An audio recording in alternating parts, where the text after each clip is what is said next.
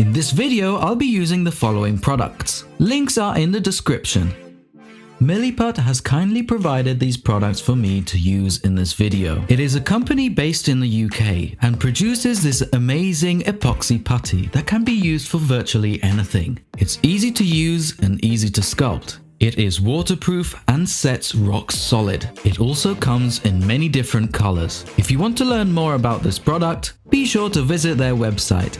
I always make sure I paint my figures with ARTEZA's premium acrylic paints. Honestly guys, the quality of this paint is really good, so I suggest you check the links in the description to find out more and order some for yourself. I'll be using masking tape, PVA glue, sculpting tools, paintbrushes, lots of super glue, tons of time and lots of patience, and a glass of water. Now we're all set, we can start this project.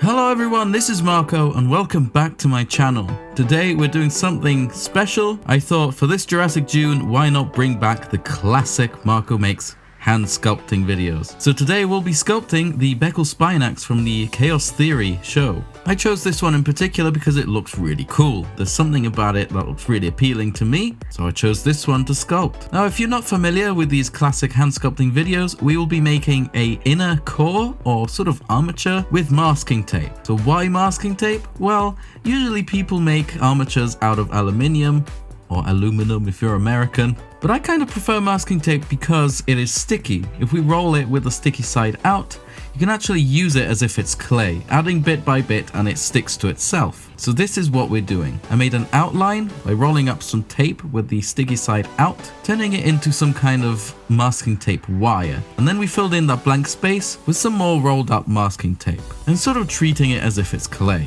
By adding more and more volume, we create the shape of the dinosaur, and then we flip it around the other side and do the same exact thing. For those tool spines, I used some masking tape again and put it on the picture and then traced it with a pencil or a pen. Due to the transparent nature of the tape, we're able to see what's underneath and therefore trace it. Then I stuck that trace piece of masking tape on a piece of card, I cut it out and then I stuck it onto the body with some more masking tape. I didn't make the spine out of masking tape straight away while we were blocking out the body because the spines are quite thin. Remember, we have to add a layer of Milliput on the outside once everything's done, so I didn't want it to be too thick. Once the spines are applied, I then started to move on to the limbs. The masking tape I'm using is quite wide, so I decided to cut it in half so that the masking tape wire would be a little bit thinner. That would help me block out the shape a little bit better because the legs are smaller than the body. The thinner the masking tape wire is, the better it is to handle, and you can get some really tight corners and angles with it. Once that outline is done, we're doing the same thing as we did with the body and just filling in the blank space, but also adding more volume where it needs it, especially around the calf area. Adding some volume there would help us block out the musculature of the dinosaur. And here we're adding a bit more material around the thigh area to really make those thighs quite muscular. Again, I'm kind of balancing the amount of material I want to add because remember, we will be adding a layer of Milliput over the whole thing. So if during this stage you make the sculpt a bit too thick, then that might be a bit of a problem. I would recommend making the sculpt a little bit thinner than you would think. So even if it is a bit too thin, we can always add more material once we're at the Milliput stage. As you can see, while I was using the masking tape wire to make the outline of the leg, I left about 1 millimeter or so between the wire and the outside of the reference picture. That millimeter space there is taking into account the layer of Milliput that we'll be adding later. As you can see, I've applied a layer of masking tape over the whole thing to consolidate the shape. Then I flipped it round and added a couple more bits of tape to fill some volume on the other side. Then I rolled up some very small bits of masking tape wire to make the toes and applied them on the bottom of the leg. Once happy with what I got, I consolidated everything by adding a couple of layers of masking tape over the whole thing, wrapping it all around and making it quite solid. For the other leg, I repeated the same exact procedure, but kind of mirrored. So I didn't apply as much volume at first and then added more volume on the other side. Okay, so the next step is the arms. We're going to be doing the same thing that we did with the legs, but with smaller bits of tape. So I got a little bit of masking tape and halved it again to make even thinner wire. I used that same little bit of wire to make the digits or the fingers and then filled everything up. Then I flipped it around and filled it again with some more tiny pieces of masking tape. Once happy with that, I consolidated everything again with some very small pieces of tape and wrapped them round solid. I also made sure to curl the fingers a little bit. Remember, to add this little detail, it really brings your sculpt to life. If the model has got very straight looking fingers, it doesn't look quite right.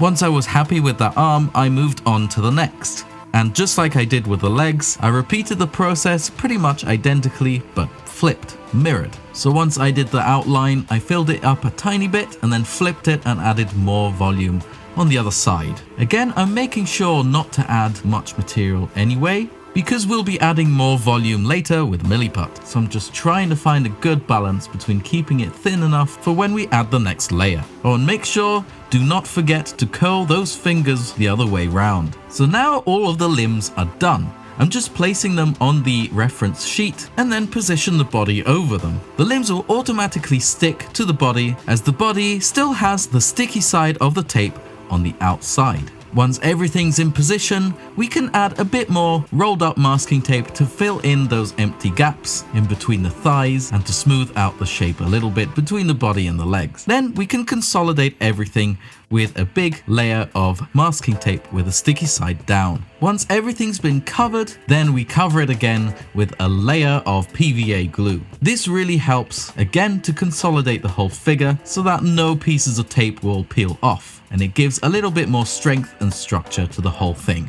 We leave it to dry overnight, and the next day we're ready to add all the nice little details with Milliput. I've also got a glass or cup of water to help us smooth out the material, and a cocktail stick or toothpick to help us sculpt the nice detail in. And don't forget your paintbrushes too. If you're not familiar with Milliput, you might be wondering why there's two different color sticks in the box. That's because it's a two-part epoxy putty. The two parts by themselves will always stay soft, but once you mix them together, that's when the chemical reaction happens. After some time, roughly about an hour or so, depending on the room temperature, it will start setting. It will become rock solid. The room temperature really dictates how quickly the chemical reaction occurs. If the room is quite warm, then the chemical reaction will be quicker. If it's cooler, it will slow down the chemical reaction a bit. That is a general rule for every kind of two-part resin. When I was sculpting this, the room was quite warm, roughly 25 degrees Celsius. So the trick with Milliput is to work on little areas at a time. Right now, I'm just sculpting one side of the head. I added a thick layer of Milliput over the blocked out sculpt. I've been using the non-brush end of the paintbrush to sculpt in the fenestre of the skull.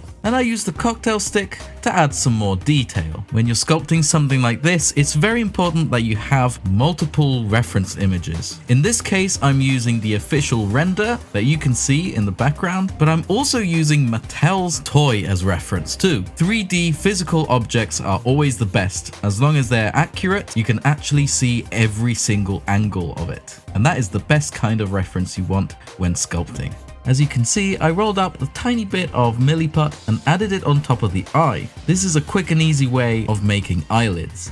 I then use the cocktail stick to blend in the material, and then I'm using the stick again to sculpt in some nice scaling detail too. The cocktail stick is especially effective at sculpting all of those reptilian looking scales around the lips. I'm sculpting all of those big ridges across the eyes and going over the snout as well with a cocktail stick, making sure I replicate all those small little details as closely as I can by looking very carefully at all the source material I have. Because this sculpt is incredibly small, it is very difficult to sculpt all the very small little scales on the face. So I'm just carving some random shapes in with the cocktail stick just to give it some sort of texture. I also use some water to smooth out some of the detail too, just so it doesn't look as sharp. I let that side of the head set completely, and then I sculpted the same exact thing but mirrored on the other side of the head. Once that was set too, I also sculpted the teeth in on both sides. You might have noticed that to sculpt the teeth I used a scalpel. That really helps because it's very fine and quite sharp, and you can just cut off the excess material. Next comes the neck. I added some Milliput all over it and poked some holes where the spikes will go. I will show you how to do the spikes later. Then I used the back of the paintbrush to sculpt in some skin folds and wrinkles on the neck part. And just before I go into detailing, I just smoothed everything out with some water. I can't really sculpt some very small scales, so I decided to use a cloth and just press it in to give it some texture. After that, I used the cocktail stick or toothpick to really sculpt in some of that nice wrinkly skin texture.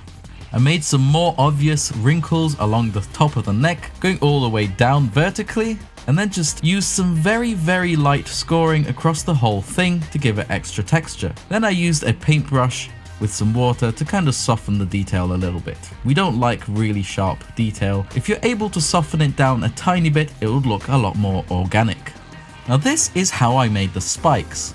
I grabbed some more toothpicks and cut the pointed tips off at various lengths. Then I inserted them and glued them in their respective holes, all along the back of the neck. Once that is all set, it is time to move on to the torso. When doing the neck, I came up with that really quick way of texturing the skin, which includes the cloth, so I'm not too worried about the torso being too big of an area to work straight away in one go. Normally, I'd sculpt one side of the torso, and then I'd wait for that to set and then move on to the other side. But not this time.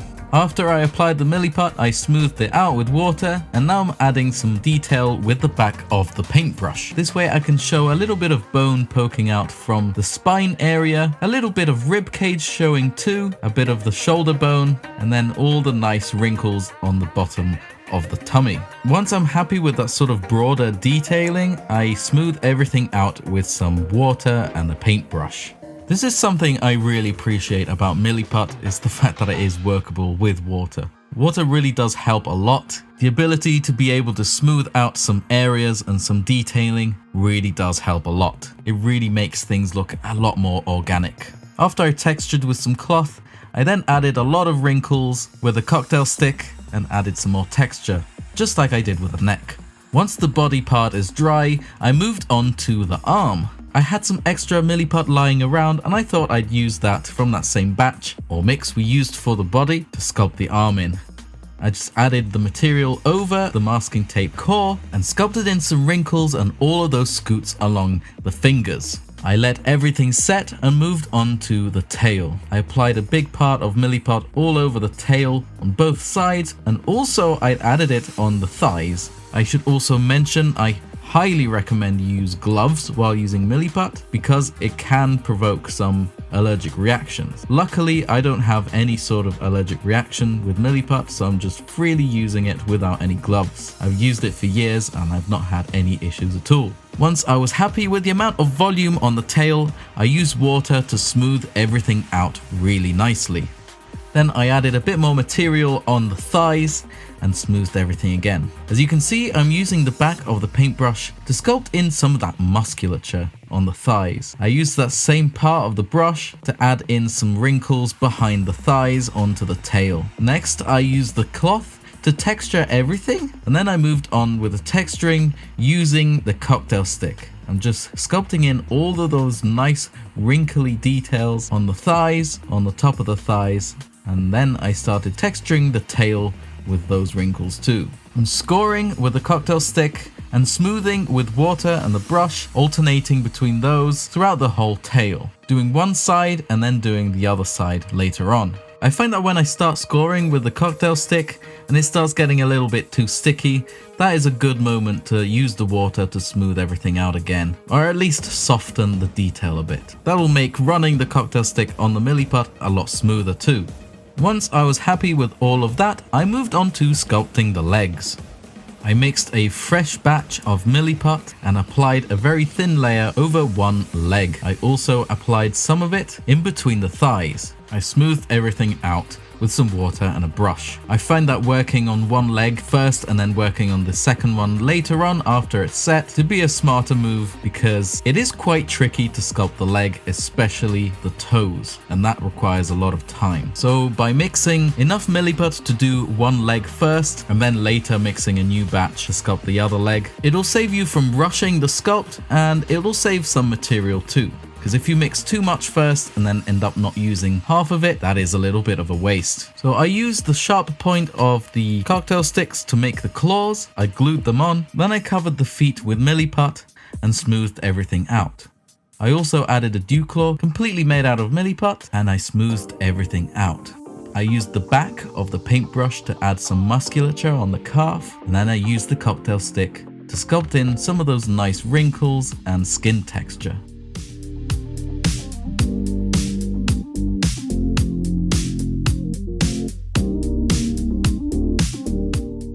Once I was happy with the texture on the calf and of the shins, I then added some texture on the skin in between the thighs. I used the back end of the paintbrush again and then textured some of the skin texture with the cocktail stick. I smoothed everything out with water and a paintbrush.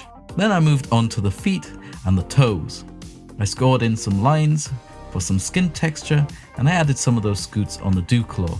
Then came the time to add all of those nice bird scoots on the toes. Those take quite a little bit to get right. I sculpted a bit under the toes themselves and then smoothed everything out. And I sculpted the remaining limbs, and here we go. This is the sculpt complete, ready to be painted.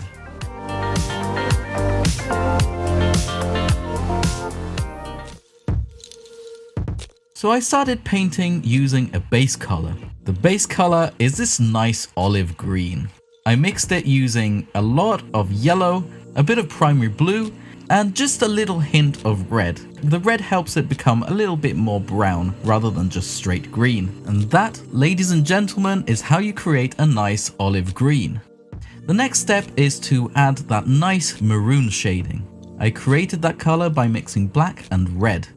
It goes across the spine, the back of the neck, all the way down to the tip of the tail, the majority of the head too, and we add a bit in between the counter shading or the belly color and the green as well. It breaks those colors apart and adds a nice shading too.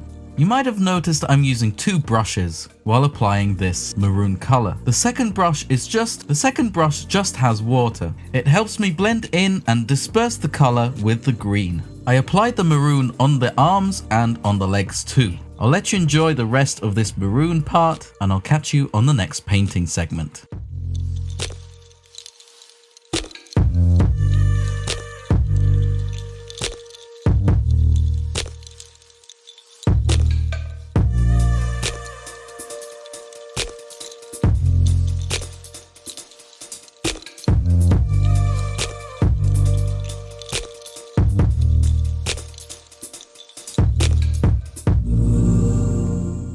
Here we go, the next segment is the underbelly color or counter shading. This is off-white. I mixed some white and some yellow, and I'm applying it all over the underside of the body, including the under part of the neck, the torso, and the tail. I'm using a brush to blend in the colors. This brush just has water, and the colors just blend in by themselves pretty much.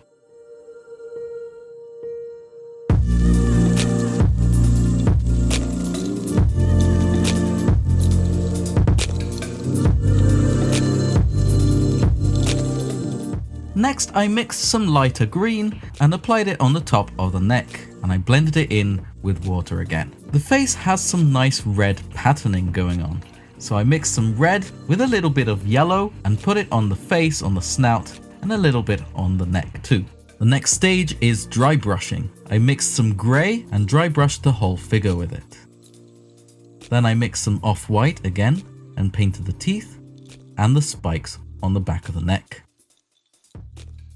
With some red and yellow, I mixed some very pale orange and painted the eyes. I made the eye look a lot crisper by painting the eyelids black, and then I painted the pupil too.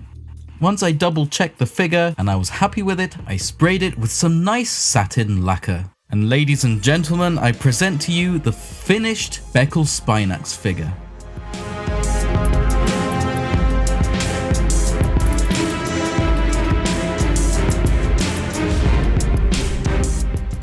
It was a lot of fun to sculpt. I haven't sculpted like this in quite a while. I've just been focusing on 3D sculpting on my iPad, and going back to sculpting physical, hand-sculpted figures is a bit of a challenge, but it was good fun. I also decided to compare it to some really old, early work of mine from my YouTube channel, so here's a little bit of nostalgia for you. I hope you enjoyed this video. Let me know what you think in the comment section down below. Happy Jurassic June, everyone. Thanks so much for watching, and I'll see you in the next one.